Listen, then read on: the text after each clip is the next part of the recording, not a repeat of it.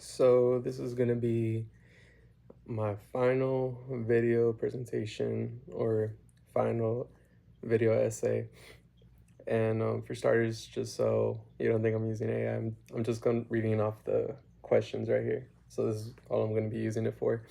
So for starters, it says, what is your source? Give some basic background information. And I did read that before answering question one, you want the name, source, say what type of source it is, the name of the director, artist, give the hero's created. So the the name of my source is going to be called Our Final Invention, and this is going to be coming from a nonfiction book from a man named James Barrett.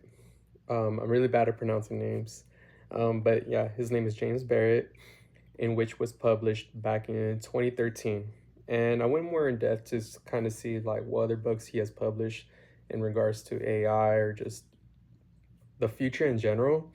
So what I found out was that it was cool that he had another book that he recently came out with, and it's related towards AI. Um, Last year in 2025, and it was called the Intelligence Explosion: When AI Beats Humans at Everything. And this is more likely going to be my next book that I really would want to read. And because whether we like it or not, going based off of week seven's assignment and from watching documentary Coded Biases, and from also the book, let me see what the book's name was, the the race after technology, I'm sorry, but yeah, um all that kind of like made me kind of think a lot of, you know, how AI is going to evolve, from work, daily life living, grocery shopping, just a whole wide variety of stuff. So like whether a lot of people dislike it or not, which I understand where professionals come from not liking it, because it kind of does the hard work and the thinking process of it for a lot of us students. I agree, because I feel like it's really unfair that a lot of people are using AI to cheat their way through college and stuff like that. And those same people, whether it's nurses or whatever, especially the healthcare industry, because that's what I'm getting into, is like I wouldn't want someone that just solely relied on AI to take care of me, if that makes sense. But moving on over to the second question. So the second question is asking, how does this source relate to one of the topics we covered in class, explain in detail, and refer to in one reading and one lecture? Okay, so the source relates to the most recent topic we had an assignment in, and that was in week seven, future of racism.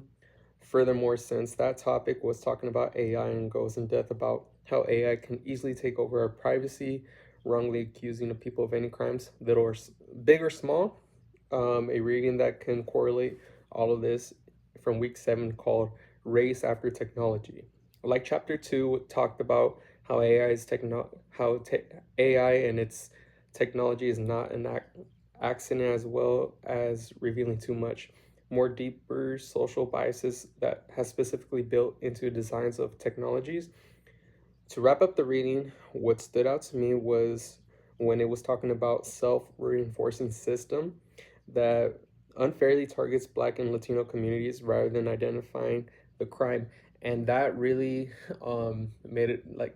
made sense to me, because in Coded Biases, that's what a lot of stuff was happening from like the UK, from here in our backyard, like Bronx, New York, with that woman and her baby and stuff like that.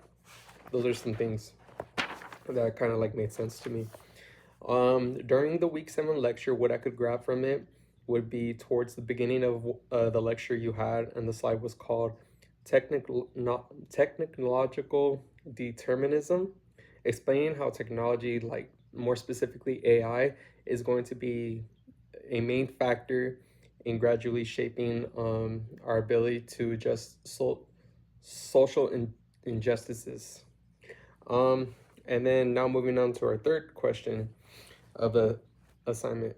The way I can use everything that I learned in this class alone is by understanding why some people are the way they are from different social backgrounds. because the field I'm going to go into is physical therapy assistant. So right off the bat, I'm already going to be exposed to a diverse, like different cultures, races, and all that type of stuff. So it's really important that so I kind of understand why I'm supposed to take this class, because I'm going to be exposed to all that stuff. I'm need to understand people's religions, backgrounds, why some certain races are more like um basically why they are, because they've been through a lot, like Latinos, I'm Hispanic, African Americans, Asians, you know. So I need to understand why they are the way they are, why they react the way they are, because of how their grandparents or how their parents were taught and were basically criticized and basically treated back then. Um, so that's very important to take into account.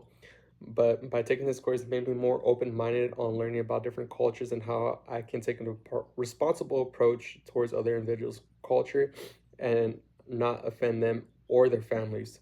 So an example, I would say would have to be like, let's say, people that are Middle Eastern. I know they have a very strict culture. I don't really know that much about it, but I do understand that they have to cover themselves, they have to do certain things. So, me being a physical therapist assistant, these are things I need to be aware of and not make sure I disrespect the man or the woman. So, it's very important for me to um, be knowledgeable in that culture and in that setting, because one wrong thing that I do can jeopardize my job, jeopardize the company I work for, and just jeopardize my employment going forward, because that could be on my towards my name, like Ricardo Arquez is not professional, and you know it just leads to a whole bunch of unnecessary drama within the company, within myself, and just put a bad name, you know, just in general. So that's what I have, and I hope that this video suited you, and I appreciate you teaching the class and making us knowledgeable in different cultures. And yeah, appreciate it.